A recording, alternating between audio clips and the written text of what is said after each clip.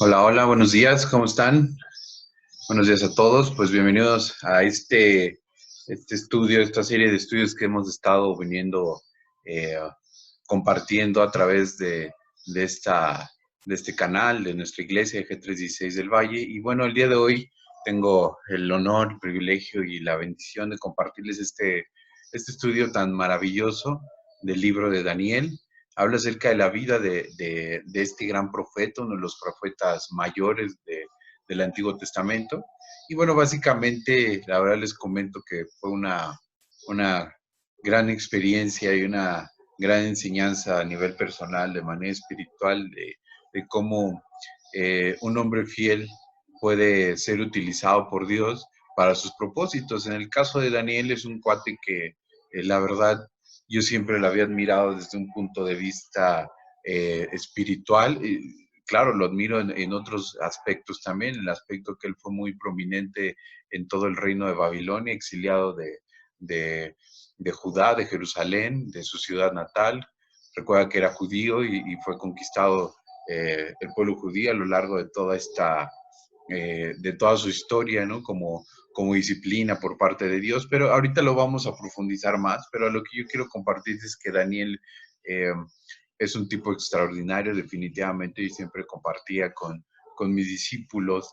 Eh, si nosotros pudiéramos leer el libro de Daniel de una manera consciente, de tal forma que pudiéramos eh, encontrar algún defecto en su vida, probablemente tú y yo no lo encontraríamos. Yo por lo menos no lo he encontrado hasta el día de hoy. La Biblia no nos dice absolutamente nada de que haya hecho mal. Al contrario, fue un cuate que fue, insisto, muy fiel. Y es una vida que podemos recordar por toda la eternidad. ¿Por qué? Porque no cabe duda que es una de esas personas que cuando tú y yo estemos en el cielo vamos a ver brillar mucho más que otras personas, ¿verdad? O otros personajes inclusive de la propia Biblia, ¿no? Pero bueno, vamos a empezar con una oración para que Dios guíe todo este estudio. ¿Me acompañen, por favor? Dios, pues cuántas gracias te damos por este momento y este tiempo que tú nos permites estar aquí estudiando este gran y maravilloso libro de Daniel, de este profeta que tú pues utilizaste para tus propósitos, Padre, y que sin lugar a dudas se mantuvo fiel a lo largo de toda su vida. Te pedimos, Padre, que tú toques nuestros corazones, que además de enseñarnos cada capítulo de este libro, Padre, nos enseñen lo más importante que es vivir para ti, ser fieles, Padre, y tener un corazón humilde que siempre esté dispuesto a escucharte. Gracias, Padre, te damos por este tiempo y este canal, este medio de gracia que tú nos permites utilizar para escuchar y profundizar más de tu palabra. Y Padre, pues te queremos pedir todo esto confiándote en el maravilloso y precioso nombre de tu Hijo Jesús nuestro Señor. Amén. Pues bueno, vamos a empezar. Quise darles una vista panorámica antes de irnos de lleno a todo, vamos a estudiar los 12 capítulos de este libro. Por supuesto, una vez estaba comentándolo con mi esposa, decía, es imposible hacerlo en una sola sesión. Desgraciadamente así tiene que hacer, pero no les voy a dar una embarrada de todo, pero sí les voy a comentar a grandes rasgos de todo lo que podemos ir comentando acerca de cada capítulo. Pero antes de empezar y empezar por cada capítulo, vamos a dar una vista panorámica, un preámbulo, un antes de, no sé, alguna vez has tenido la oportunidad de comprar o de leer una Biblia de estudio, pues bueno, básicamente la Biblia de estudio antes de empezar cada libro, la Biblia de estudio lo que te va haciendo es darte una referencia versículo por versículo cada vez que yo doy un estudio, ya sea como los que estamos dando y compartiendo estos sábados de cada libro de la Biblia. A veces también voy o casi siempre más bien voy cuando preparo otra predicación de otro, una parábola de algún momento en específico de la historia, qué sé yo, pero la Biblia de estudio nos da un preámbulo siempre para que cuando tú y yo lleguemos al versículo 1 del capítulo 1 de cualquier libro, podamos llegar con un entendimiento y una visión mucho más amplia, ¿no? Por eso se le llama una vista panorámica, porque vamos a ver por encima todo lo que conlleva este libro, ¿no? Básicamente vamos a iniciar con los personajes que envuelven este libro. Por supuesto, Daniel, el personaje principal del libro y el que también lo escribe, Ananías, Misael y Azarías, amigos de Daniel, que eran prominentes judíos de Jerusalén, eran de la alta sociedad, vaya, adinerados, que precisamente ahorita vamos a ver más a detalle, pero cuando Nabucodonosor, que es otro de los personajes principales, sitúa o sitia Jerusalén en la conquista, en el primer exilio que hace de los judíos de Jerusalén a Babilonia. Eh, Curiosamente, bueno, curiosamente, pero fue algo que llama la atención, en el cual solamente llevaban a los prominentes de Jerusalén, es decir, la gente adinerada, la gente que tenía cierta educación, y ellos fueron los que fueron llevados a Babilonia y muchos de ellos fueron puestos al servicio del rey Nabucodonosor como asesores, ¿no? Y después del rey Nabucodonosor viene el rey Belsasar, después viene el rey Darío, cuando la caída del rey, perdón, del imperio babilónico, viene la conquista por el imperio medio persa y uno de estos reyes es el rey Darío y después viene el rey Ciro, ¿no? Y por supuesto también el ángel Gabriel, ¿por qué? Porque hay muchas de las visiones que vamos a estudiar el día de hoy también, pues viene de la mano con el mensajero número uno del cielo, que es el ángel Gabriel, que dicho sea de paso, los únicos dos ángeles que se mencionan con nombre en el Antiguo Testamento es el ángel Gabriel y el ángel Miguel. El ángel Miguel era utilizado por Dios o es utilizado por Dios para, es como digamos el general del ejército de los ángeles, ¿no? Del cielo. Entonces es un cuate también que se cuece aparte, por así decirlo, ¿no? ¿Cuál es el otro preámbulo? Pues bueno, Israel fue conquistado en el año 605 a.C. por el rey Nabucodonosor. Esto lo puedes ampliar o lo podemos ver mucho más a detalle en la segunda carta de Reyes, capítulo 24, y llevado al exilio a Babilonia. Como te decía, solamente llevaba a la realeza y a la nobleza, ¿no? Daniel, cuyo nombre significa Dios es mi juez. Ese es el verdadero significado y también ahorita vamos a ver cómo en el capítulo 1, al entrar a Babilonia, los cuatro principales personajes, incluido Daniel, es cambiado su nombre y ahorita vamos a ver su significado, que es algo, vamos a ver el significado más allá de lo que es cada nombre, sino lo que quiere el enemigo hacer con tu vida y con la mía.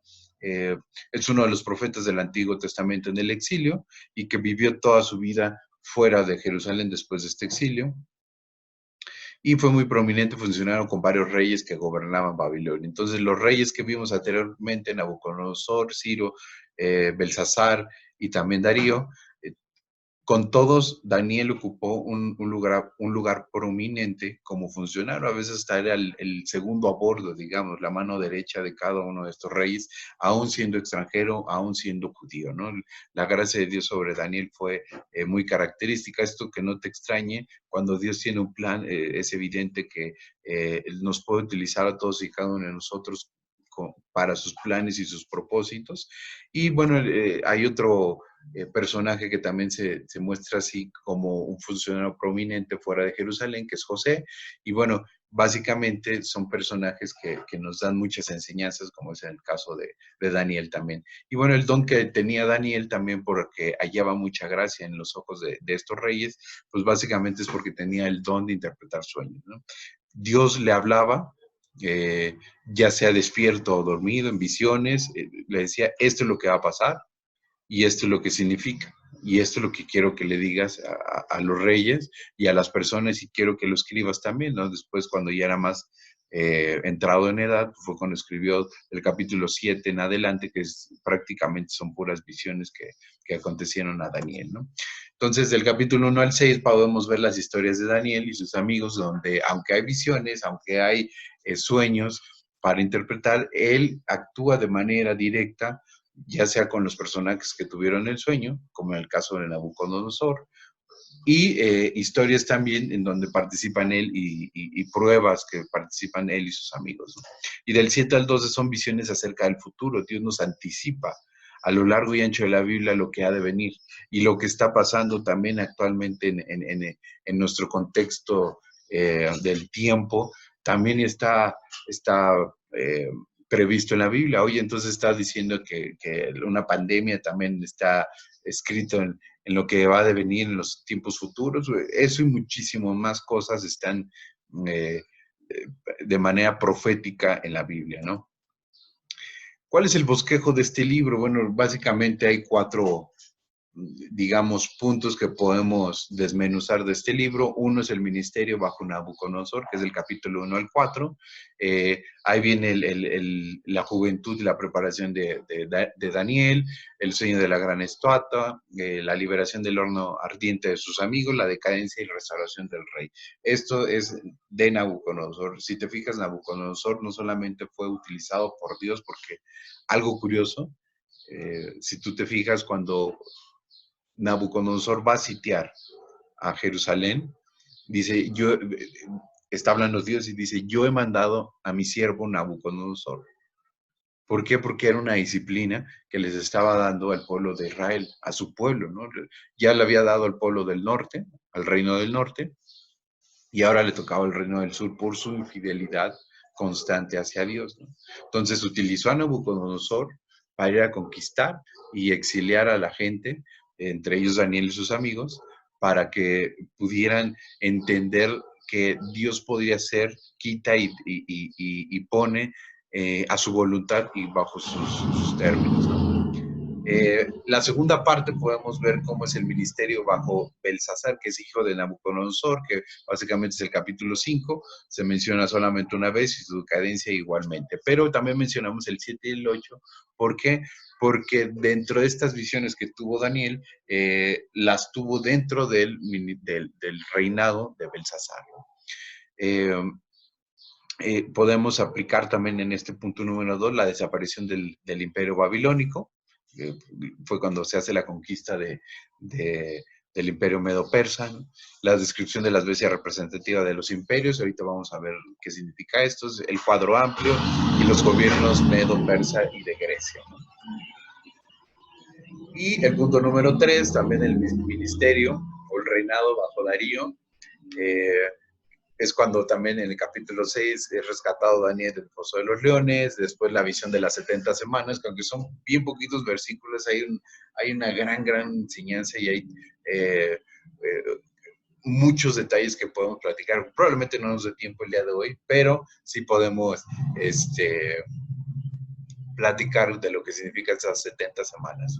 La profecía acerca de los reinos futuros también, y la cuarta parte es el ministerio bajo Ciro, ¿no? Bajo el rey Ciro, que es su último, digamos, el último emperador que le tocó a Daniel, va a servir de cierta manera, y es cuando es manifestada la gloria de Dios y el panorama de la era mesiánica, ¿no? También mucha profecía que, dicho sea de paso, este capítulo aún no se cumple en su totalidad, o gran parte de él todavía no se cumple, porque habla mucho del Mesías, que ya vino, murió, resucitó, y también habla acerca de la segunda venida del Mesías.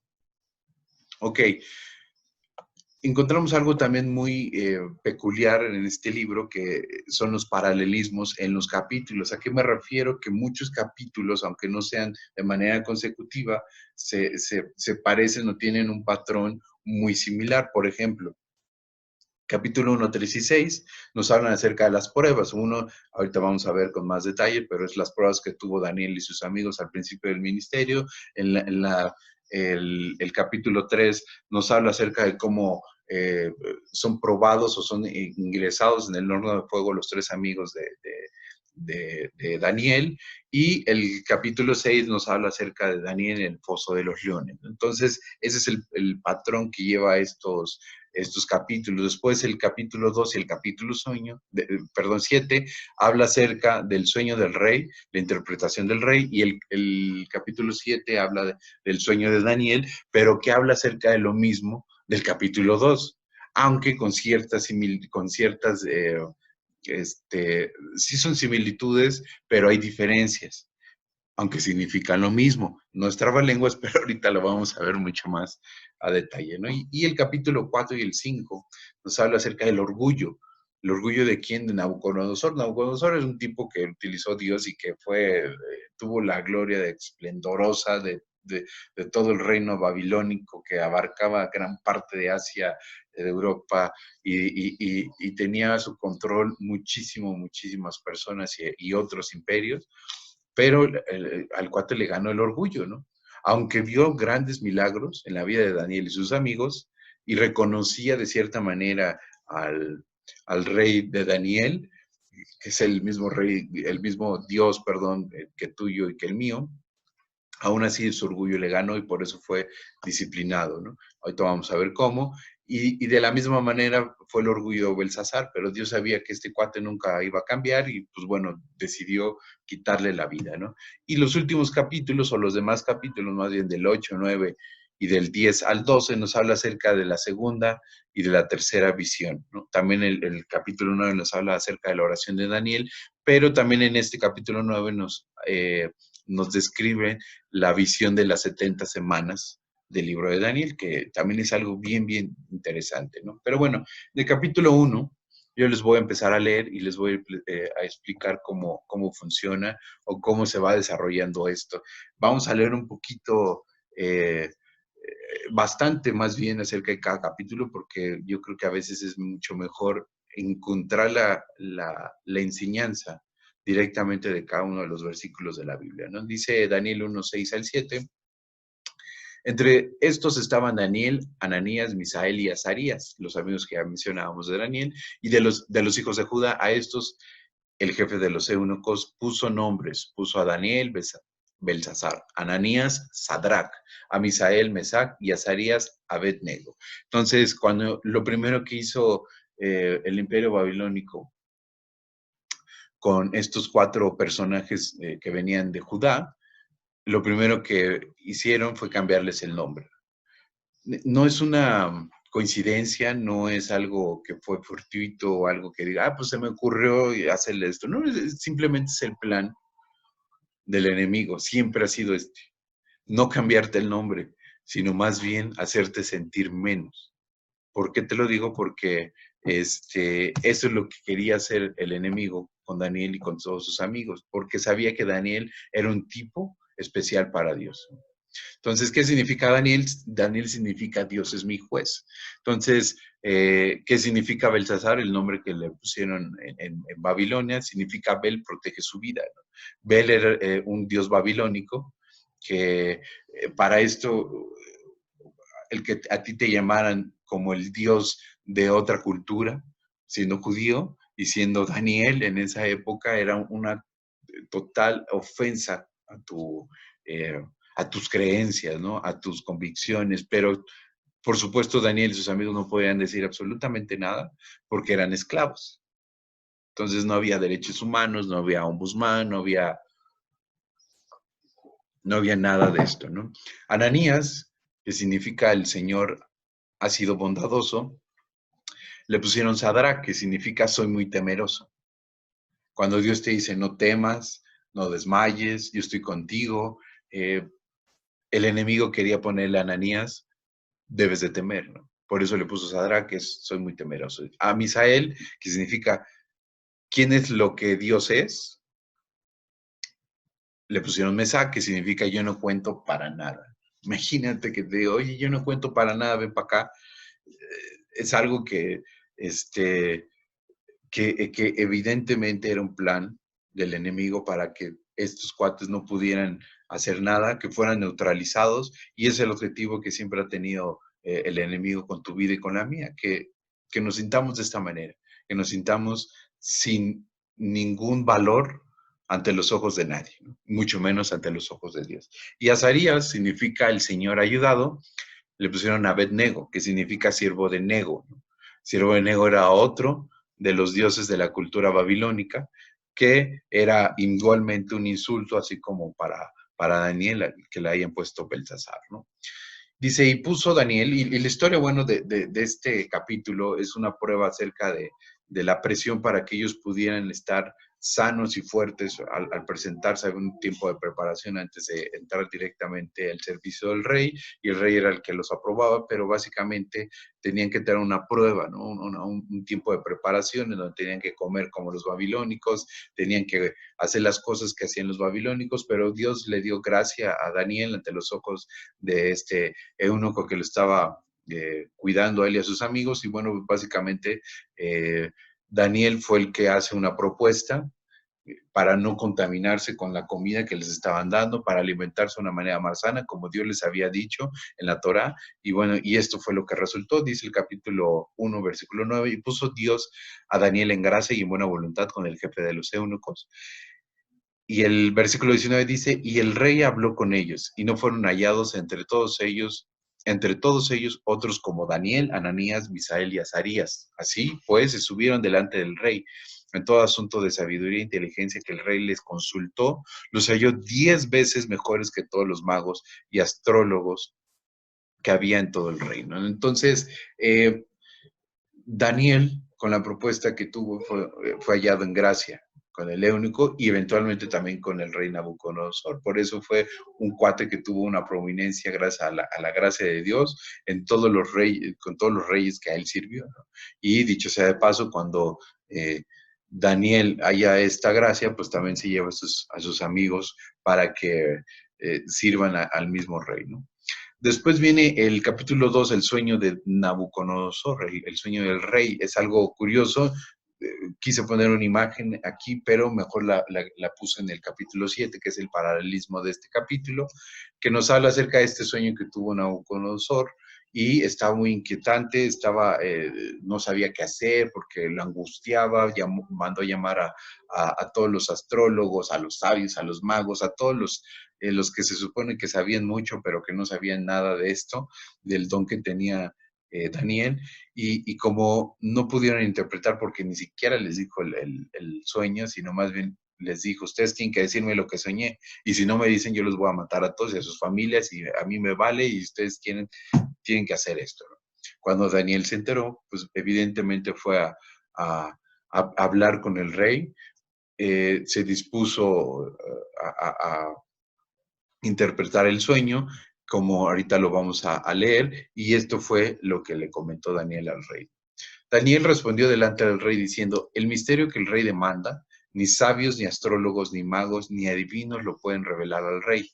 Pero hay un Dios en los cielos, el cual revela los misterios, y él ha hecho saber al rey Nabucodonosor lo que ha de acontecer en los postreros días. He aquí tu sueño y las visiones que has tenido en tu cama. Estando tú, oh rey, en tu cama, te vinieron pensamientos por saber lo que había de ser en lo porvenir, y el que revela los misterios te mostró lo que ha de ser. Es decir, está hablando de Dios, que le está hablando acerca del futuro y lo que le va a pasar a él, a su reino y a los reinos venideros. El versículo 30 continúa diciendo, y a mí me ha sido revelado este misterio, no porque en mí haya más sabiduría que en todos los vivientes, sino para que se dé a conocer al rey la interpretación y para que entienda los pensamientos de tu corazón. Tú, oh rey, veías, y he aquí una gran imagen, esta imagen que era muy grande y cuya gloria era muy sublime, estaba en pie delante de ti y su aspecto era terrible. La cabeza de esta imagen era de oro fino, su pecho y sus brazos de plata, su vientre y sus muslos de bronce, sus piedras de hierro, sus piernas de hierro, perdón, sus pies en parte de hierro y en parte de barro cocido. Estabas mirando hasta que una piedra fue cortada, no con mano, hirió a la imagen en sus pies de hierro y de barro cocido y la desmenuzó. Entonces fueron desmenuzados también el hierro, el barro cocido, el bronce, la plata y el oro. Y fueron como tamo de las eras del verano y se las llevó el viento sin que de ellas quedara rastro alguno. Mala piedra que hirió a la imagen fue hecha un gran monte que llenó toda la imagen. Y si tú es la primera vez que acabas de leer este sueño de Nabucodonosor o tienes dudas de lo que significa, pues bueno, si nosotros no leyéramos de una manera más amplia este sueño, no lo viéramos con los ojos de Dios, probablemente nunca entenderíamos la gran magnitud. No sé tú, pero yo soy una persona muy visual.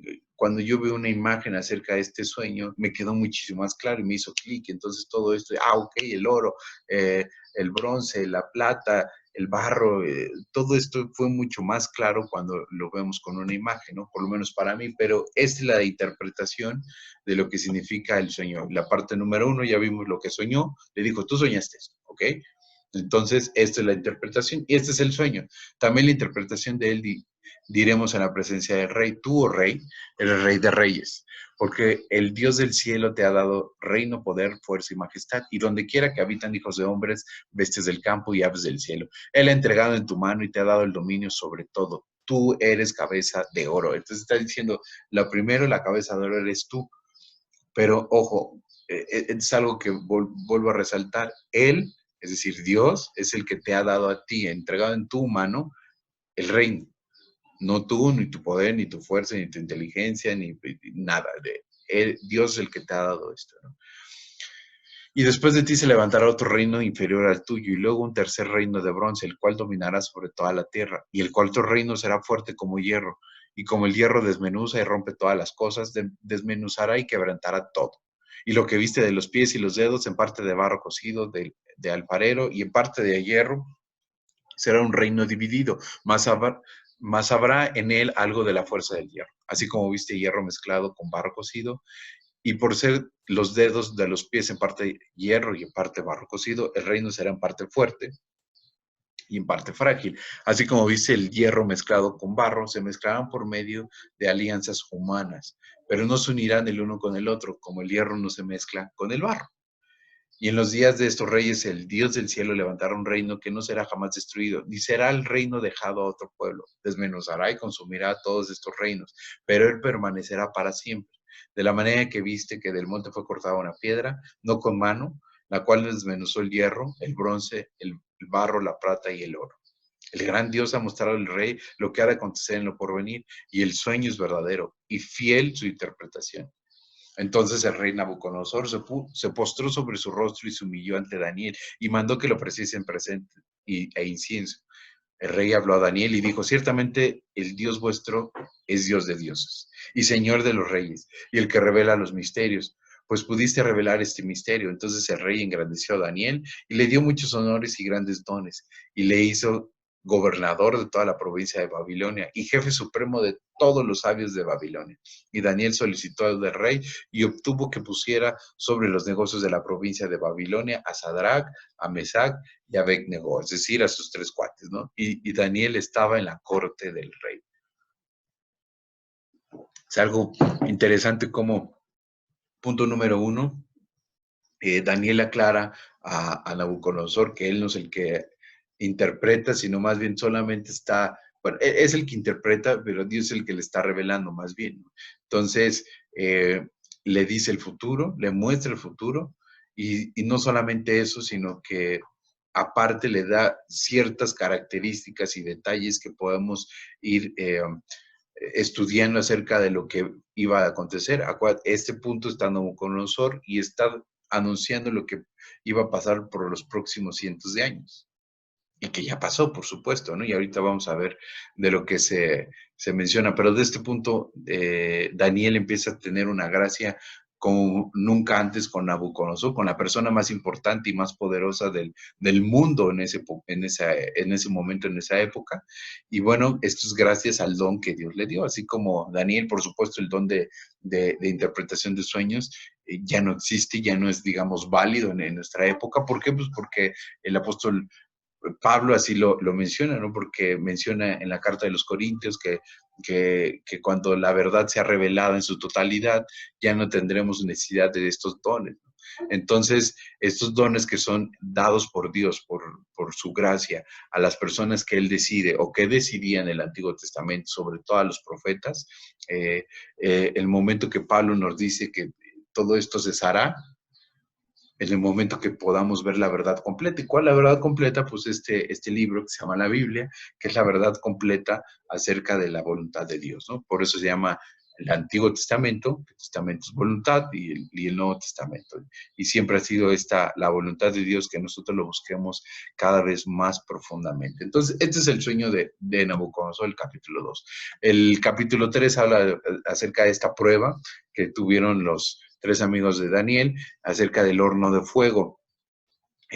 Básicamente se construyó una estatua, digamos, de gran tamaño de oro para adorar y venerar a Nabucodonosor, el cual te digo, aunque un capítulo antes estaba diciendo, Daniel, tu Dios es wow, es increíble, no sabes, tú estás grueso.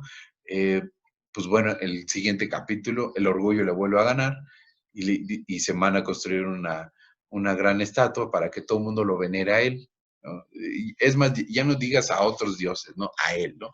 Dicho sea de paso, algo bien interesante de mencionar en este momento, Babilonia es el punto, digamos, la ciudad del gran orgullo humano, ¿no? Si tú recuerdas anteriormente, esta Babilonia ya había tenido un punto central, digamos, en el Antiguo Testamento, que era cuando el hombre estaba intentando llegar a Dios por sus propios méritos, por sus fuerzas, y es cuando empieza a construir la Torre de Babel, ¿no? Que hay una unión entre todos los más poderosos, digamos, de la tierra en ese momento, y cuando Dios sabe, o no es de que no supiera, sino que más bien cuando Dios vio que estos cuates estaban totalmente cerrados y que estaban haciendo lo que se estaban proponiendo en su corazón para llegar a Él de manera absurda, ¿no? Porque querían, imagínate, querían construir una torre para llegar al cielo, ¿no? ¿Y qué pasó, Dios? O sea, bueno, así es el hombre, ¿no?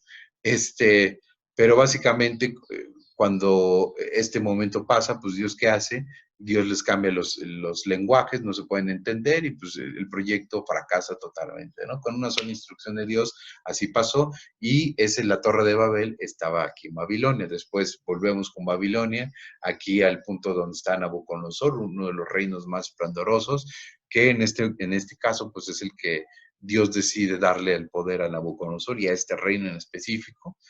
Y más adelante volvemos a ver a Babilonia dentro también de la visión de Daniel y también sobre todo en el libro de Apocalipsis, ¿no? En la gran tribulación. Pero bueno, la mención iba por este punto, ¿no? Que el hombre siempre está desviado del plan principal de Dios, que siempre es tener una relación personal con Él. Siempre ha sido ese y siempre el orgullo del hombre ha sido un gran impedimento para poder acercarse al Dios. De hecho, ahorita vamos a ver cómo este propio Nabucodonosor actúa como una bestia, ¿no? Y es curioso cómo Dios nos compara con bestias cuando no actuamos eh, conforme Él nos pide y que seamos, ¿no?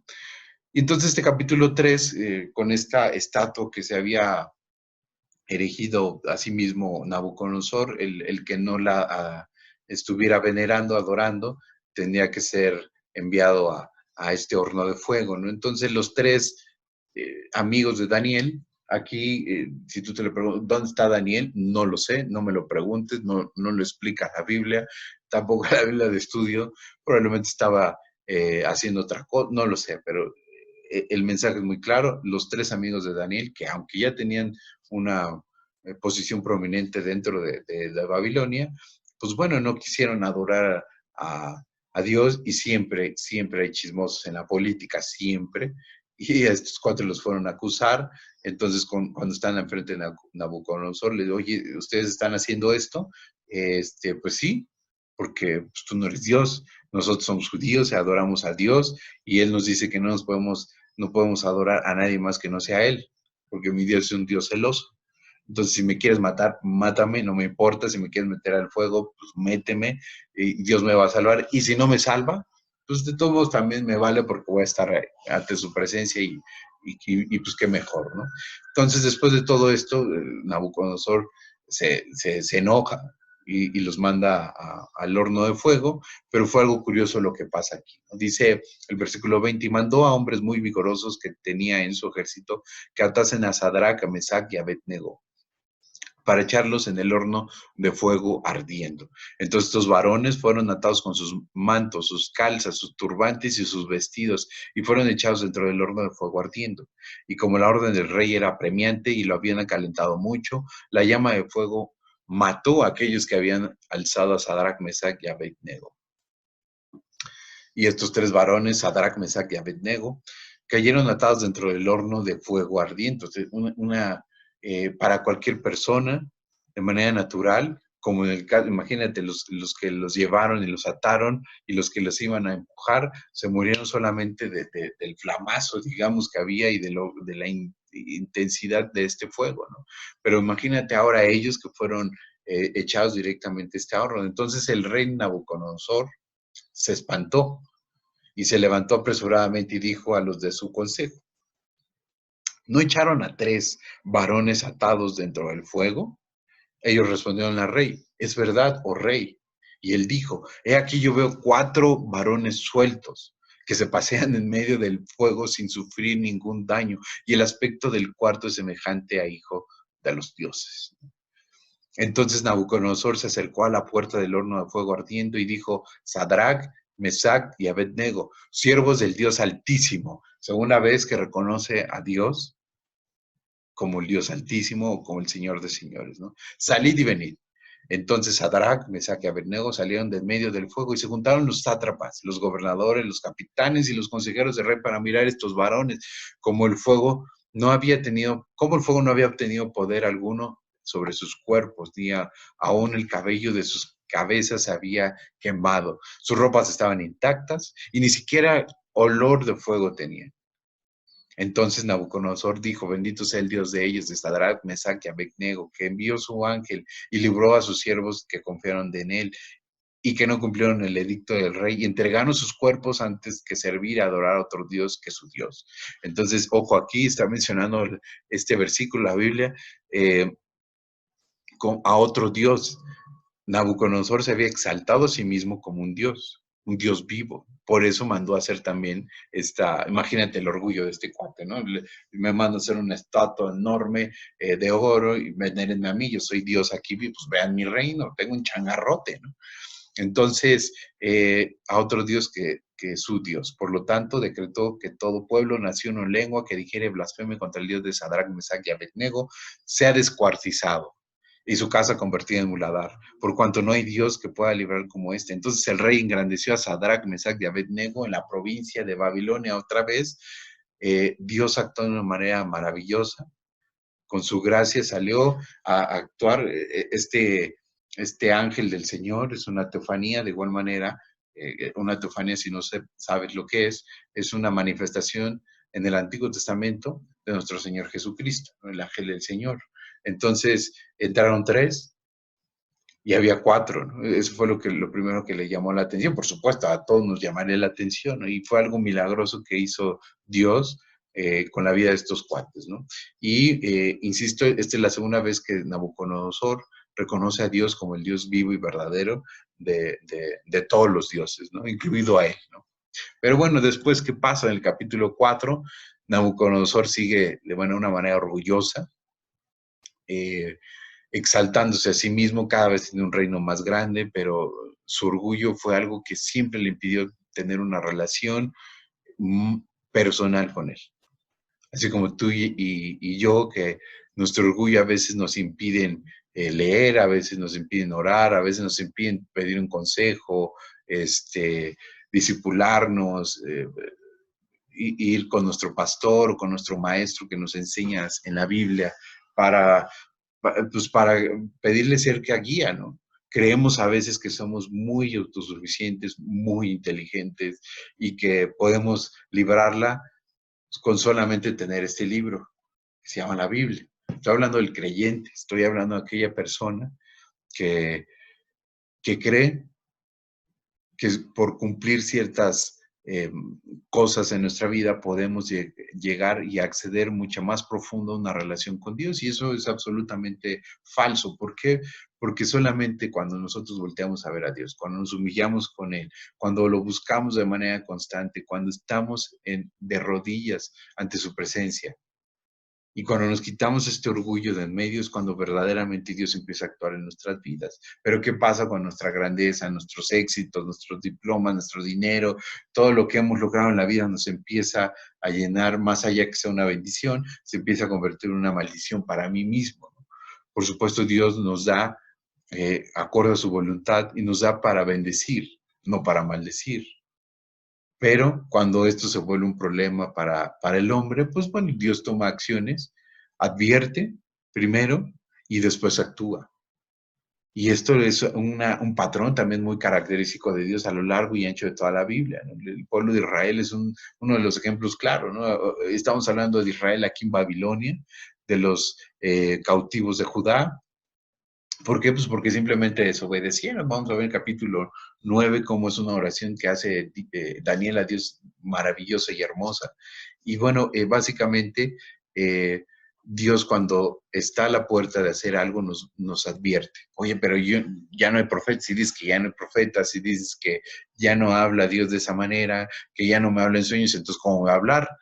Pues de la misma manera que te dije cómo he revelado la palabra acerca de su voluntad, que es en la Biblia, ¿no? Así de simple, hay que buscarlo.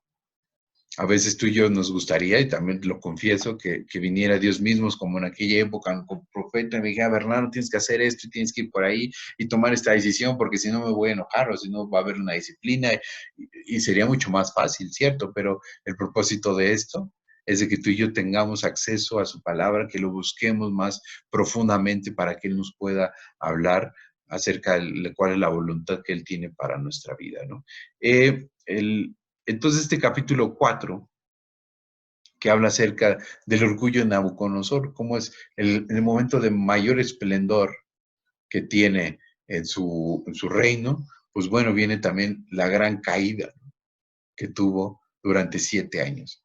¿Y qué pasa? Entonces, tuvo un sueño nuevamente Nabucodonosor, se lo platica a Daniel, y Daniel, como una persona de mucha confianza de Nabucodonosor, pues se acerca y le da la interpretación. Entonces, el versículo 19 dice, entonces Daniel, cuyo nombre era Belsázar, quedó atónito casi una hora y sus pensamientos lo turbaban. En este momento Daniel eh, ya había sido, Nabucodonosor ya le había contado su sueño. Una hora se quedó decir, híjole, o sea, no, está cañón, está grueso, está grueso. ¿Por qué? Porque es lo que va a pasar, es lo que te va a pasar a ti y lo que ya habló Dios. Imagínate si Dios te hablara en este momento de una manera clara y te dijera esto es lo que va a pasar, y esto dile, porque aún así tengo amor por él y aún así tengo misericordia y lo quiero perdonar y quiero lo mejor para él porque también es mi creación. Todos somos las creaciones de Dios, no importa la religión, el sexo, la raza, no importa, todos somos creaciones de Dios, pero no todos somos hijos de Dios. La gran diferencia es aquel persona que se humilla y que acepta a Jesús en su corazón. Esa es la gran diferencia de ser una criatura de Dios o un hijo de Dios. Es la gran diferencia, pero que es toda la diferencia, ¿no? Entonces el rey habló y dijo, Belsázar, no se turben ni el sueño ni su interpretación. Belsasar respondió y dijo, Señor mío, el sueño sea para tus enemigos y su interpretación para los que mal te quieren. Dice, ojalá esto no fuera para ti, pero pues ni modo, es para ti mi cola, ¿no? El árbol que viste que crecía y se hacía fuerte y cuya copa llegaba hasta el cielo y que se veía desde todos los confines de la tierra, cuyo follaje era hermoso y su fruto abundante, y que había alimento para todos debajo del cual moraban las bestias del campo y en cuyas ramas anidaban las aves del cielo. Tú mismo eres, oh rey, que creciste y te hiciste fuerte, pues creció tu grandeza y ha llegado hasta el cielo, y tu dominio hasta los confines de la tierra. Y en cuanto a lo que vio el rey, un vigilante y santo que descendía del cielo y decía, cortad el árbol y destruidlo. Mas la cepa de sus raíces dejaréis en la tierra, con atadura de hierro y de bronce en la hierba del campo, y se ha mojado con el rocío del cielo, y con las bestias de campo sea su parte hasta que pasen sobre él 7 tiempos. Esta es una característica que vamos a ver en este libro de Daniel. Tiempo se refiere a años. Un tiempo, un año, 7 tiempos, 7 años. Esa es la interpretación, oh rey, y la sentencia del Altísimo, que ha venido sobre mi señor el rey, que te echarán de entre los hombres y con las bestias del campo será tu morada y con hierba del campo te apacentarán como a los bueyes y con el rocío del cielo serás bañado y 7 tiempos pasarán sobre ti hasta que conozcas que el Altísimo, reconozcas que el Altísimo tiene dominio en el reino de los hombres y que lo da a quien él quiere. Y en cuanto a la orden de dejar en la tierra la cepa de las raíces del mismo árbol, significa que tu reino te quedará firme. Luego que reconozcas que el cielo gobierna. Por tanto, rey, acepta mi consejo. Tus pecados redime con justicia y tus iniquidades haciendo misericordias para con los oprimidos, pues tal vez es una prolongación de tu tranquilidad. Dice, esto es lo que significa tu sueño. El árbol grande eres tú y tu reino, y que ha crecido hasta el cielo, pero dice, tu orgullo ya te está acabando, te está matando. Entonces, le dice Daniel a Nabucodonosor, mi consejo para ti, que evidentemente aquí Belsasar se quedó turbado durante una hora, atónito, como dice este versículo, porque había una relación ya más personal entre Nabucodonosor y él, ¿no? Por eso decía, ojalá no sea para ti, porque es como si Dios te viniera y te diera un mensaje para alguno de tus cuates que le va a pasar una desgracia, ¿no? Tienes un cierto apego, una afinidad, un cariño, un amor con esa persona y pues bueno, inevitablemente esa persona va a sufrir unas consecuencias, ¿no?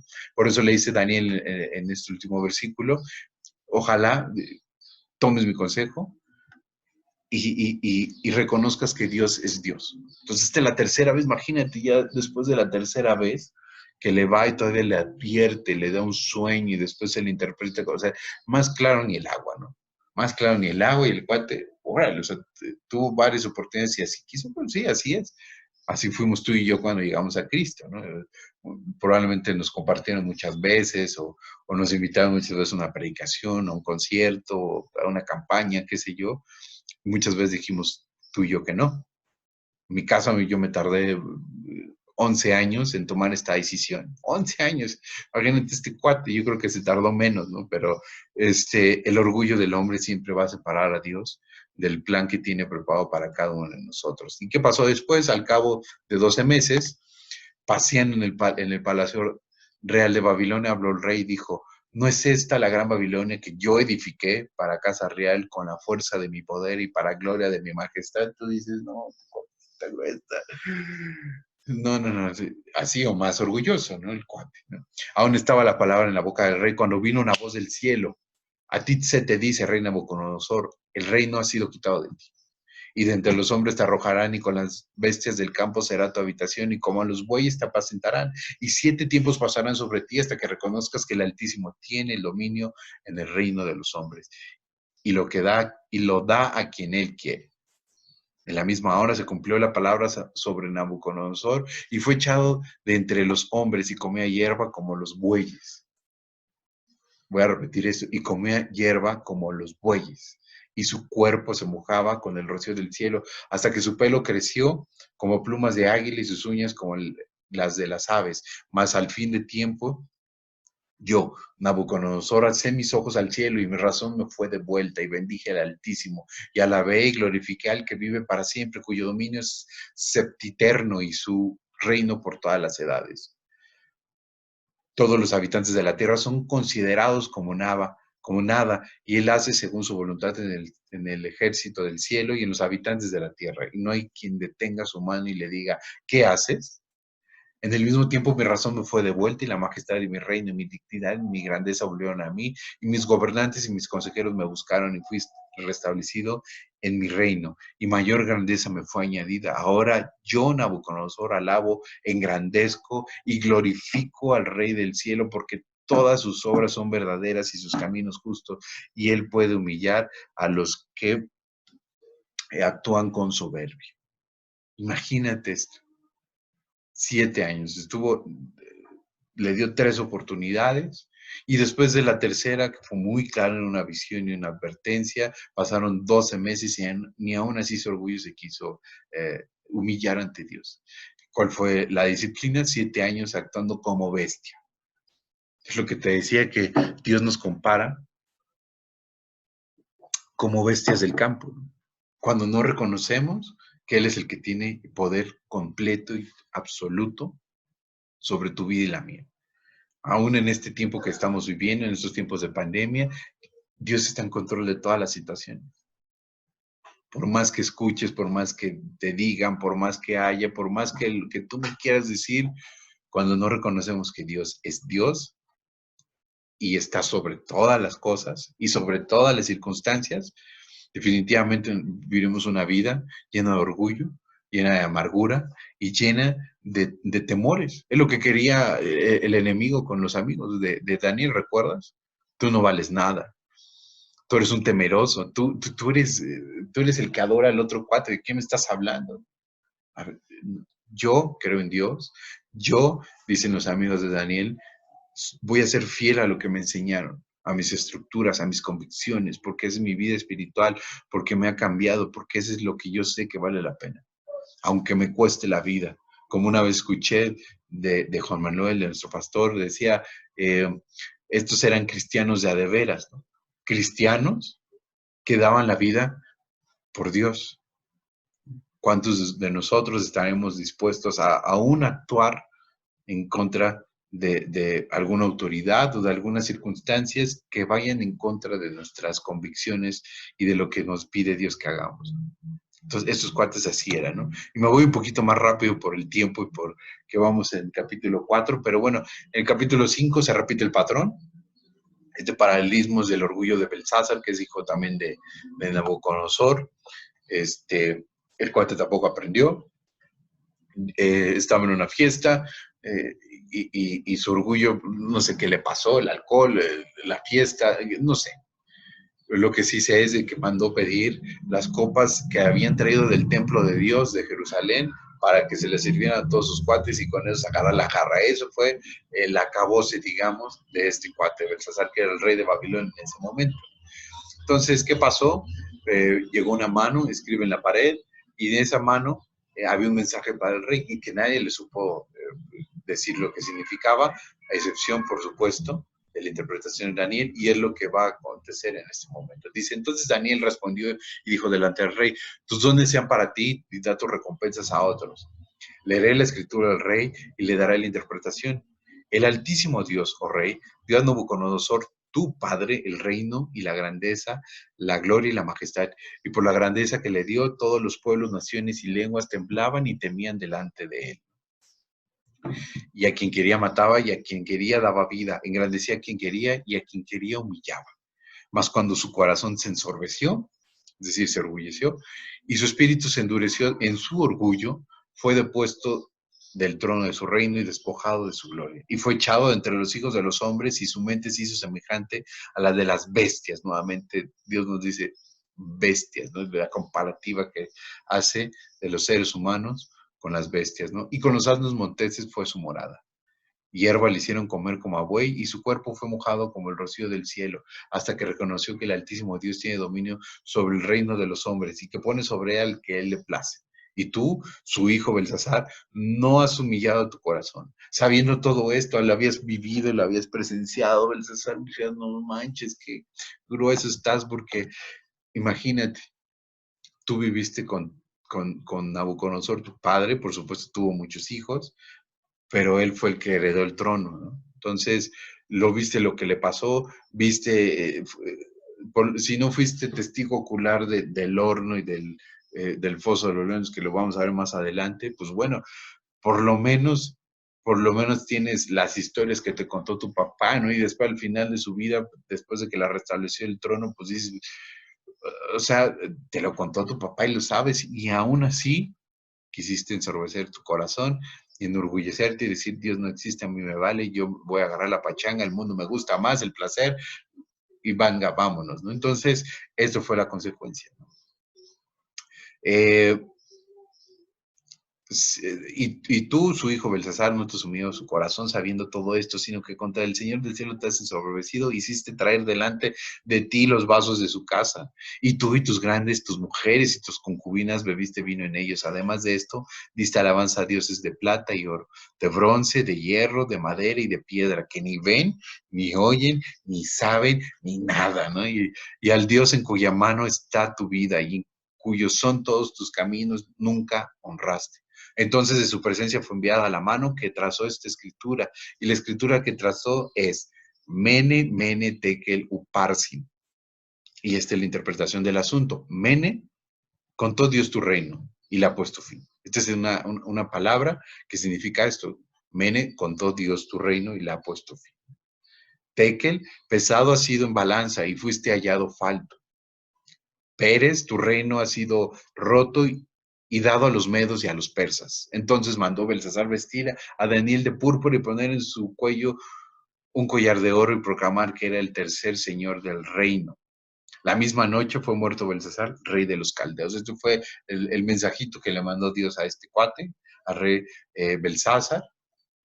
Le dijo, por orgulloso, básicamente, pues mi chavo, te vas a morir hoy.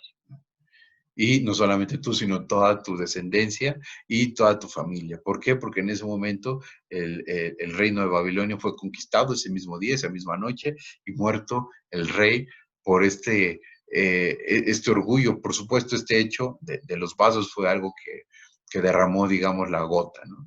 La última gota, y dijo Dios, hasta aquí se acabó, a este cuarto no va a tener oportunidades, le dio oportunidad de ver a su papá y no quiso, y vámonos. El siguiente capítulo es una historia también maravillosa de estos paralelismos en el cual nos muestra una prueba más que tuvo Daniel en eh, este ministerio, digamos, que tuvo en Babilonia, ahora dentro del reinado del rey Ciro, me parece, ahorita, no, Darío, perdón, del rey Darío, y bueno, básicamente es por desobedecer igualmente una ley que él mismo había impuesto, porque fue una intriga que le pusieron en la política, ya sabes que casi no hay esto, y los dos gobernadores, que eran tres gobernadores, uno de ellos era Daniel, pero por supuesto tenía más gracia con el rey, que los otros dos, pues envidiosos, quisieron hacer una ley para hacerlo caer, y lo único que pudieron encontrarle fue en lo que hacía acorde a las leyes mosaicas para Dios, lo convencieron al rey Darío, firmó un edicto, por supuesto después se arrepintió, pero no podía hacer nada, podía abolir, ni él mismo podía abolir una ley que él mismo había emitido. Y bueno, esto fue lo que pasó. Entonces el rey mandó y trajeron a Daniel y le echaron en el foso de los leones. Y el rey dijo a Daniel, el Dios tuyo, a quien tú continuamente sirves, él te libre. En este momento, el rey había dado la orden que lo mandara al foso de los leones. ¿Por qué? Pues porque no se había hincado a venerar al rey conforme decía esta nueva ley. Pero el rey no sé qué pensaba, no sé qué, estos cuates eran muy vivos y al final de cuentas fueron utilizados por el enemigo también para eliminar a este cuate. Si te fijas, estas pruebas siempre eran para eliminar a los judíos, siempre. A lo largo y ancho de toda la Biblia siempre ha sido así. En Esther quiere eliminar a los judíos, judíos y judíos, judíos. ¿Por qué? Porque el enemigo sabe que es el pueblo de Dios. Y por supuesto, para todos los que somos o que estamos en Cristo, también ese es el propósito, destruirnos y desvalorarnos y hacernos sentir que no valemos absolutamente nada. Entonces, después de esto, con todo el dolor de su corazón, lo manda al foso de los leones y básicamente pasó la noche. El rey no pudo dormir. ¿Y qué pasó después? Dice, el rey pues se levantó muy de mañana y fue apresuradamente al foso de los leones. Y acercándose al foso llamó a voces a Daniel con voz triste. Y le dijo, Daniel, siervo del Dios viviente y Dios tuyo, a quien tú continuamente sirves, ¿te ha podido librar de los leones? Entonces Daniel respondió al rey, oh rey, vive para siempre. Yo no sé, cuando escuchó la voz de Daniel, probablemente dijo, híjole, está grueso este cuate y sobre todo su Dios, ¿no? Que fue el que lo salvó. Dice, mi Dios envió su ángel, el cual cerró la boca de los leones para que no me hicieran daño, porque ante él fui hallado inocente y aún delante de ti, oh rey, yo nada he hecho nada mal, yo no he hecho nada malo. Entonces se alegró el rey en gran manera a causa de él y mandó a sacar a Daniel del foso, y fue Daniel sacado del foso y ninguna lesión se halló en él, porque había confiado en su Dios. Esto es algo increíble, maravilloso, es un versículo que puedes memorizarte fácilmente, porque dice, cuando tú haces la voluntad de Dios, esto es lo que pasa, confías en Él, ninguna lesión va a venir a ti, van a haber pruebas, por supuesto, va a venir angustias, pero si tú confías y tú y yo confiamos en Él, las pruebas van a ser mucho más sencillas porque se las vamos a dejar a Él. Entonces el rey Darío escribió a todos los pueblos, naciones y lenguas que habitan en toda la tierra, paz sea multiplicada. De parte mía es puesta esta ordenanza, que en todo el dominio de mi reino todos teman y tiemblen ante la presencia del Dios de Israel, porque Él es el Dios viviente y permanece por todos los siglos, y su reino no será jamás destruido, y su dominio perdurará hasta el fin. Él salva y libra, y hace señales y maravillas en el cielo y en la tierra. Él ha librado a Daniel del poder de los leones. Y otra vez, Dios se muestra muestra su gracia, su poder con esta gran prueba que está atravesando Daniel, su siervo, que en este momento es cuando Daniel empieza a tener otras visiones, otros sueños que son de manera profética increíbles y que son los que vamos a estudiar a continuación. El siguiente capítulo, el capítulo 7, nos habla acerca de otro sueño de Daniel. Aquí no vamos, ya a partir de este momento no vamos a mencionar muchos versículos, uno por el tiempo y dos porque hay muchísimos, en verdad, muchísimos detalles que mencionar, que no nos alcanzaría el tiempo, la verdad, en una sola sesión, que ya vamos con el tiempo, de hecho, pero quiero pedirte, por favor, que estos últimos minutos pongamos la atención más grande que podamos para tratar de entender. Por supuesto, tú puedes ir a la Biblia misma para leerla, para interpretar de esta manera, con esta imagen, este capítulo, de aquí hasta el capítulo 12, ¿no? Que son todo, como te decía, visiones que tuvo Daniel de lo que iba a pasar, muchas cosas ya pasaron, muchas cosas van a pasar y muchas cosas le estamos viviendo en este momento. Entonces, te decía que no te puse una imagen en el capítulo 2 porque esta es la imagen del capítulo 2, esta de una estatua donde tiene una cabeza de oro, que es el imperio babilónico, es Nabucodonosor. Después viene la cabeza de plata, cuando es conquistado el imperio babilónico por el imperio medo-persa. Después el cinturón de bronce, que representa el imperio griego, y con Alejandro Magno como el gran estandarte, digamos, de este imperio. Después viene el imperio romano, que son las piernas de hierro, y hasta abajo aquí no se aprecia muy bien, pero son los pies mitad barro y mitad hierro, ¿no? Que son una mezcla que no, vaya, no se puede mezclar de manera química, pues no hay manera de hacer que estos dos componentes, dos elementos se mezclen, pero por eso también son endebles. Entonces, cuando vino la piedra, recuerdas que decía el capítulo 2, va directamente a atacar a estas piernas, y pues bueno, esta estatua que representa la grandeza y el orgullo humano, es derrotada y caída a añicos, ¿no? Entonces son cuatro metales. Después vemos en el antiguo, perdón, en este capítulo 7, cuatro animales, menciona cuatro bestias, ¿no? El primero de ellas es un león con alas, que representa el imperio babilónico. Después un oso, que representa al imperio medo-persa. Después un leopardo, que también tiene cuatro alas, que representa al imperio griego con Alejandro. Y después estas cuatro alas son las cuatro divisiones que tuvo el imperio griego a la muerte de Alejandro el Grande, Alejandro Magno, que es el mismo que murió muy, muy joven, pero que conquistó muy rápidamente todo el imperio medo-persa y lo que queda del babilónico, ¿no? Entonces, estas cuatro alas representan estas cuatro generales del imperio griego. Y finalmente, pues el imperio romano, si tú recordarás o has visto alguna película o alguna referencia, por supuesto lo vemos muy claramente en los evangelios, el imperio que gobernaba en la época de Jesús era el imperio romano, ¿no? Entonces, si te das cuenta también, todos los imperios o los grandes imperios de la antigüedad conquistaron a Jerusalén. Y dicho sea de paso, lo conquistaron por su rebeldía, por su orgullo y por no querer saber prácticamente nada de Dios, aunque eran el pueblo escogido por Dios, ¿no? Y el último imperio, el imperio romano, representado por esta bestia con 10 cuernos, un cuerno que también sobresalía más. Y hay muchos significados que ahorita también nos los detallan aún más en el siguiente capítulo, en el capítulo 8, 9, 10 y 11. Después, en el capítulo 8, aunque menciona acerca también de estos mismos imperios, el imperio eh, medo-persa y el imperio griego, también lo hace representando a través de animales, ¿no?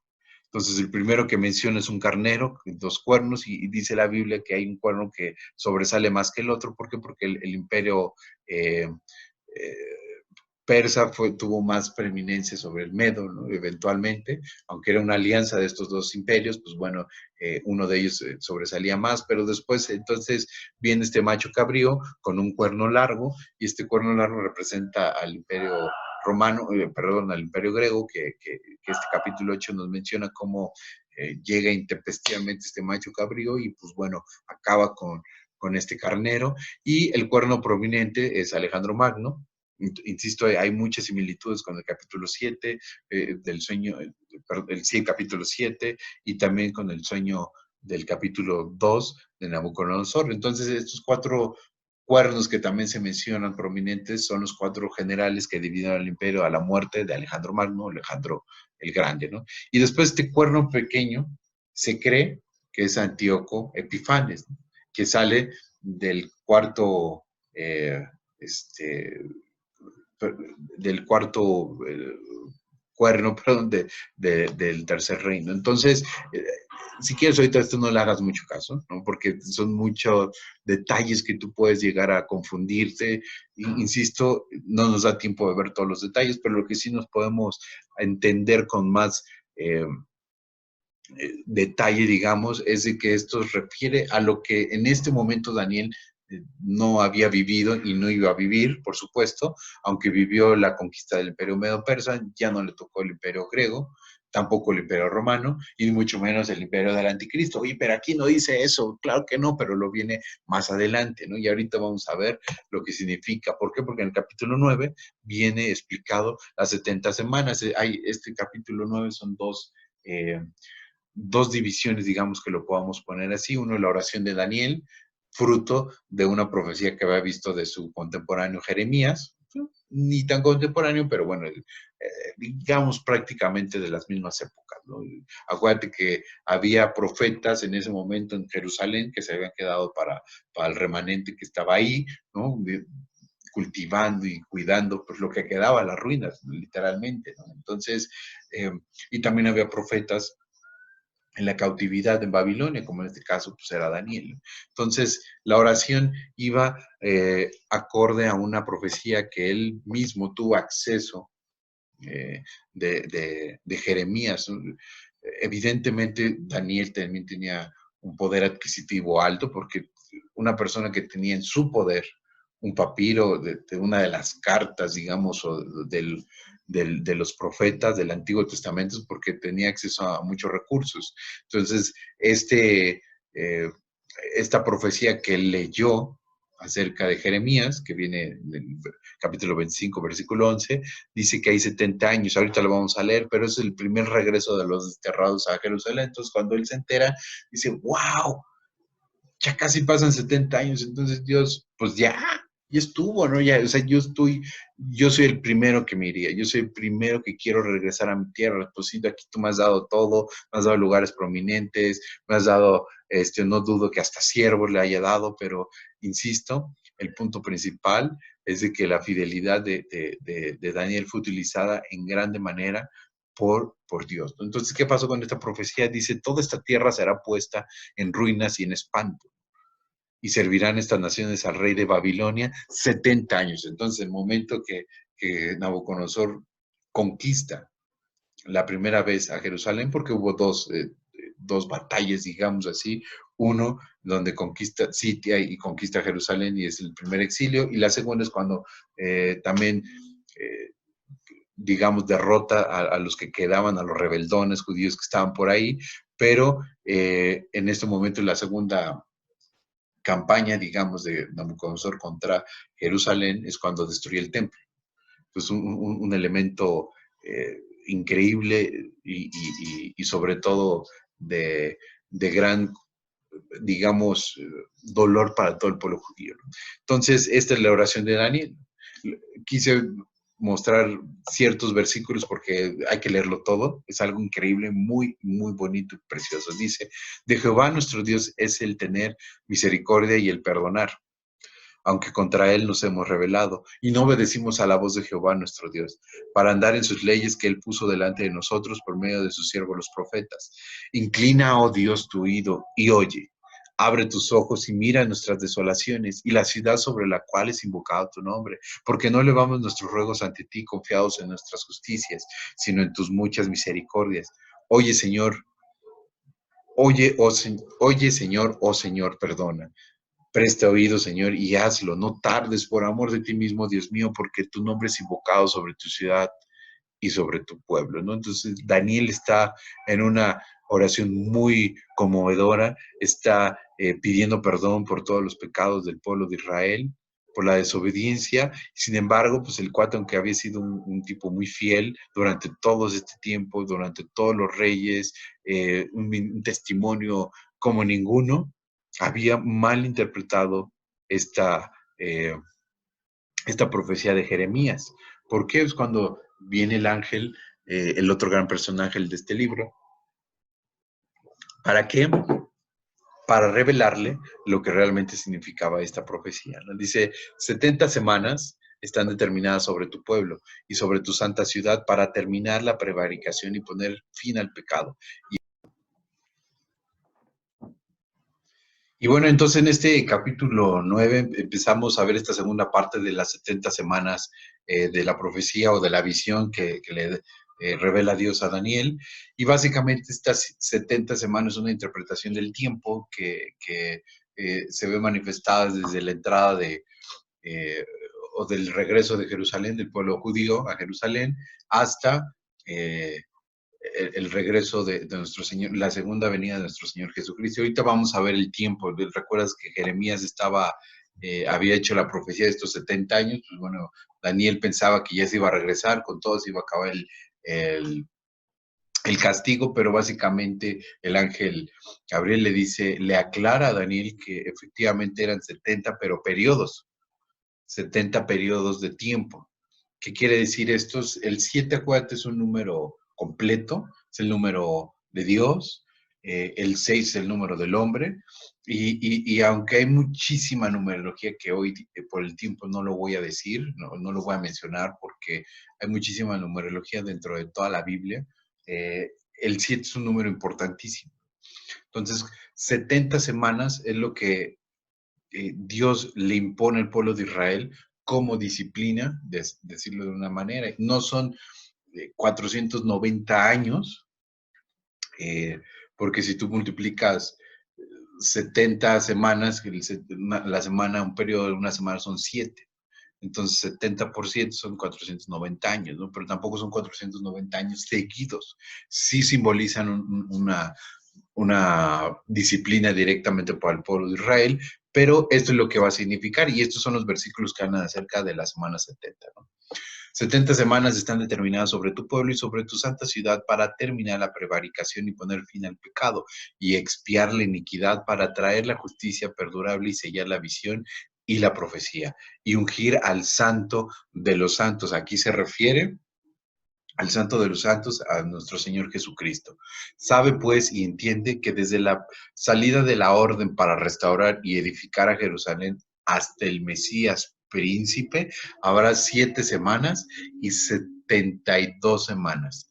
Se volverá a edificar la plaza y el muro en tiempos angustiosos. Es decir, aquí está, ahorita lo vamos a ver una gráfica mucho más sencillo de entender, pero dice, desde la salida de la orden para restaurar y edificar a Jerusalén, es decir, el momento que Ciro, por cierto, fue el que mandó hacer la edificación nuevamente de la ciudad. Recuerdas que Nehemías fue a hacer la edificación, pero solamente este, de los muros que contenían a Jerusalén. Ciro manda hacer la edificación, Esdras lo manifiesta muy bien en su libro.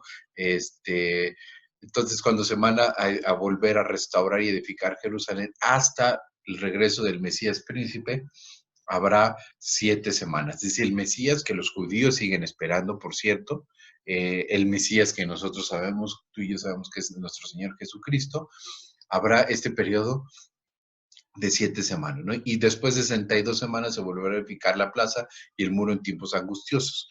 Después dice el siguiente versículo, y después de las 62 semanas se quitará la vida al Mesías. Entonces esto tenía que coincidir justamente en el día de la Pascua de la crucifixión de nuestro Señor Jesucristo, mas no por sí y el pueblo de un príncipe que ha de venir, destruirá la ciudad y el santuario, y su fin será con inundación, y hasta el fin de la guerra durarán las devastaciones.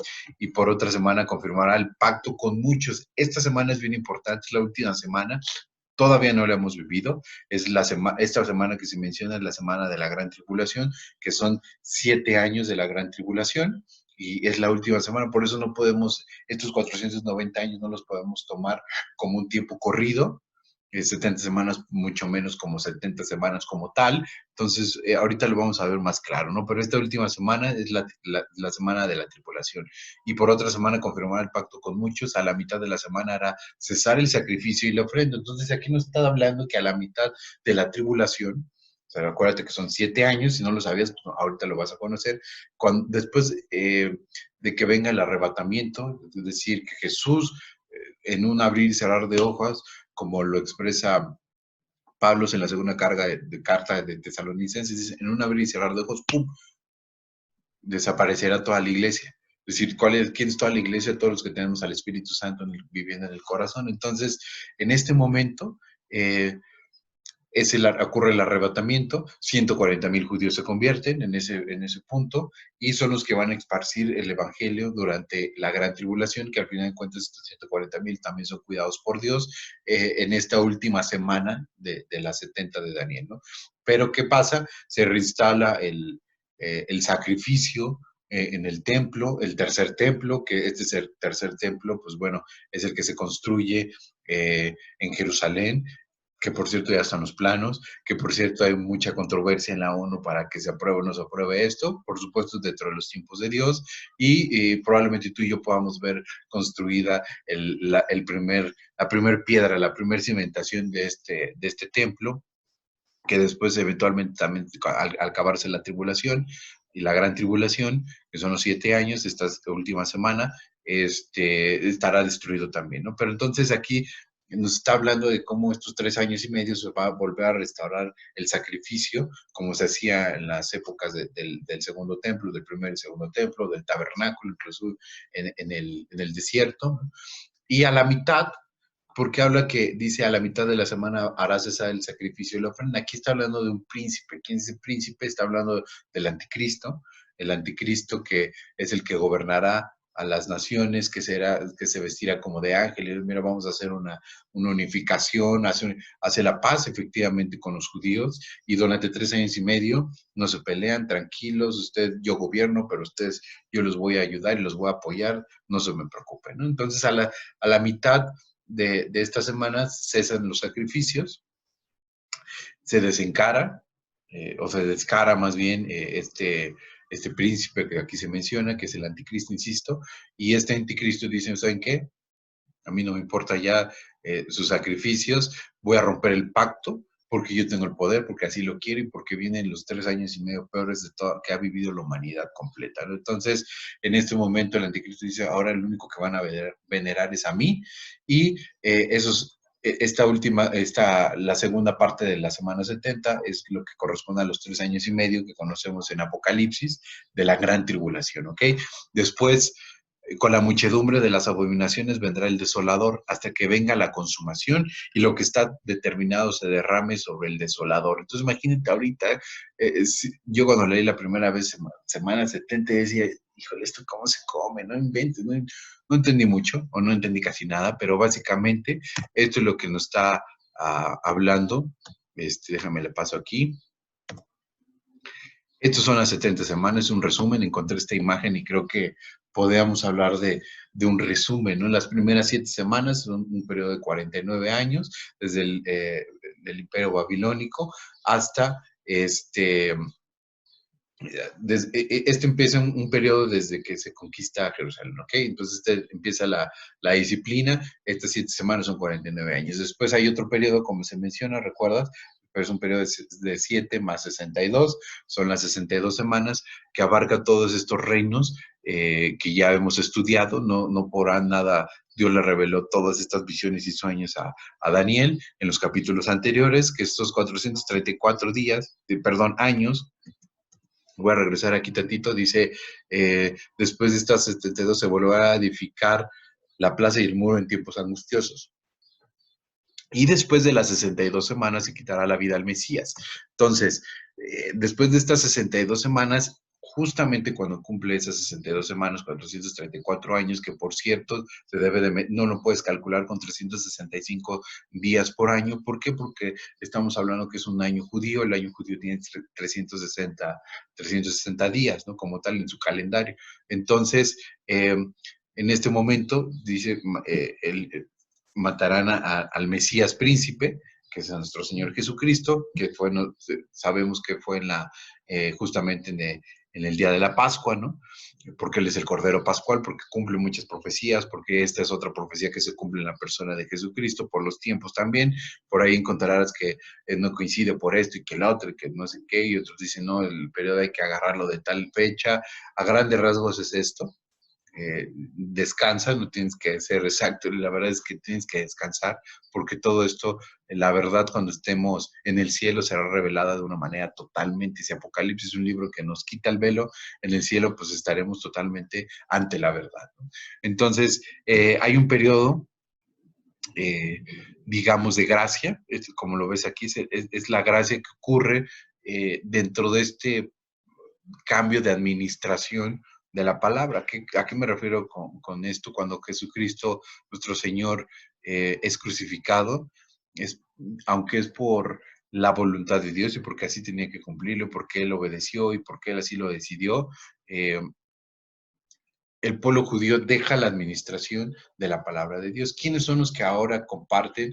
¿Quiénes ahora son los nuevos Jonás? ¿Quiénes son los nuevos profetas? ¿Quiénes son, bueno, no profetas como el nombre como tal, sino más bien quiénes son las personas que ahora se dedican a compartir el evangelio? Pues somos tú y yo.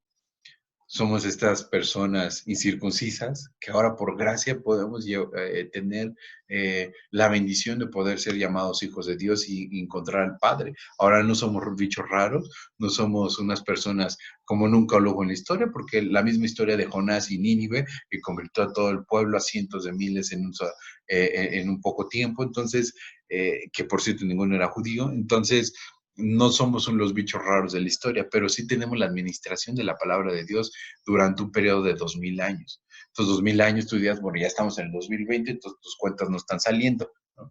No te voy a hacer más bolas, pero básicamente estamos viviendo en estos 2000 años de la época de gracia. Acaba esta época en el rapto o en el arrebatamiento, como le quieras llamar, y en este momento empieza la tribulación y la gran tribulación, que es la última semana de las 70 semanas de Daniel. Y ¿por qué llamo tribulación y gran tribulación? Porque estos 7 años se dividen precisamente 3 años y medio y 3 años y medio. ¿Ok? Entonces, a grandes rasgos es lo que es las 70 semanas. Por supuesto, hay muchísimos más detalles que podamos platicar, pero insisto, por el tiempo no nos va a dar tiempo. El capítulo 10 al 12 igualmente mucha información, pero básicamente lo que te puedo decir es que fue la tercera visión que le da a Daniel. Todo está, digamos, de una manera increíble, vuelta en las mismas visiones que ya había tenido, nada más que en esta tercera visión pues se confirma, habla acerca del imperio persa, habla acerca de Grecia con Alejandro el Grande, después habla de 4 reyes inferiores, cuando a la muerte de Alejandro, pues estos 4 reyes son los que toman o se dividen todo el reino de Grecia, y después habla acerca del rey del norte, quien invadirá Jerusalén, pondrá ídolos en el templo y se exaltará a sí mismo por encima de Dios, pero de repente este rey cae en la ruina, es asesinado y se acaba su reinado, vaya, ¿no? Entonces, probablemente, por eso pongo aquí, ojo, probablemente Antíoco haya sido que fue el que efectivamente conquistó Jerusalén en esta época, en el año 160 antes de Cristo, ¿no? Entonces, a grandes rasgos, estos son estos 3 capítulos, insisto, hay muchísimos detalles, se menciona el ángel, se menciona también el anciano de Días, pero si tú quieres más información, pues ve a la Biblia como tal, a estos capítulos del libro de Daniel y ve a la Biblia de estudio, te lo recomiendo muchísimo porque ahí te va a abrir también muchísimo el panorama y no te da una opinión, te da hechos y cosas realmente muy puntuales, ¿no? Y, insisto, no tengo una opinión de decir, esto es lo que es, lo que yo creo, no. Esto es lo que unos creen, esto es lo que otros creen, y podemos hacer esto por las fechas que pueden coincidir, y bueno, con eso te puedas dar una idea mucho más amplia. Pero termino con esto. Es una pregunta, que probablemente tú te habrás hecho desde el minuto uno que estamos aquí. ¿Cuál fue la razón principal por la que se escribió este libro? ¿Por qué estamos estudiando a Daniel? ¿Por qué estamos estudiando sus libros, sus profecías? Oye, qué padre, qué interesante conocer todo esto, déjame decirte, por experiencia te lo digo, no va a mejorar tu relación con Dios, no te va a hacer más espiritual. Lo que sí, además de la información y el conocimiento que puedas adquirir, lo que sí es que puedas preguntarte cuál es la razón por qué Dios te está anticipando los hechos que aún no han acontecido. Muchos ya acontecieron, pero muchos aún no van a acontecer. ¿Cuál es la razón? ¿Por qué estudiamos esto? ¿Por qué estudiamos Apocalipsis? ¿Por qué estudiamos otras profecías que hay en el Antiguo y en el Nuevo Testamento? Pero el libro de Daniel muestra un patrón y una promesa para las nuevas generaciones. Esto le importa una promesa. Dice, si tú te arrepientes, si tú estás conmigo, si tú te humillas, yo voy a estar contigo. Y aún así va a haber una mejor época, un mejor momento en el que tú y yo vamos a vivir juntos. En el que yo voy a venir y hacer justicia de una vez y para siempre de todo lo que hay podrido en este mundo. Claro, todo guiado o en un plan maquiavélico, por así decirlo, del enemigo, por siempre querer destruir al hombre y por supuesto decirle a Dios, esto va contra ti. Por eso siempre es que en la historia hemos podido ver, incluso en la historia moderna, que el enemigo ha querido siempre eliminar al pueblo judío y en cuanto menos nos descuidamos a ti y a mí también. Entonces, eso es el patrón y la promesa. Y los seres humanos se vuelven como bestias, ¿no? Como decía el libro acerca de Nabucodonosor y después que se lo reafirma a Belsasar, su hijo, que actúan como bestias, que actúan en sus propios impulsos, en sus propias tentaciones, en su propia carne, ¿no? Y dejando totalmente de lado a Dios, ¿no? Cuando no reconocen al reino de Dios. Un día Dios confrontará a la bestia y rescatará su mundo. Es decir, este mundo que el plan original siempre fue y siempre ha sido y siempre será tener una relación personal con el hombre, contigo y conmigo. Desde Adán y Eva, ¿no? Ellos por su decisión decidieron alejarse de Dios. Entonces, ¿qué pasa con este mundo? Pues simplemente ha sido guiado por el enemigo, por el príncipe de las tinieblas, el que tiene la potestad del aire en este momento, estamos hablando del diablo, ¿no? Y sobre todo de las malas decisiones del hombre de querer vivir fuera de Dios, ¿no? Y a pesar de las circunstancias y de las adversidades, escucha esto y esto es lo más importante de todo el libro, Dios está en control de todo y de todos, ¿no? Esa es la razón principal por la que estamos aquí y yo quiero terminar este estudio con una oración para darle gracias a Dios por esta tremenda enseñanza que nos ha dado a todos el día de hoy.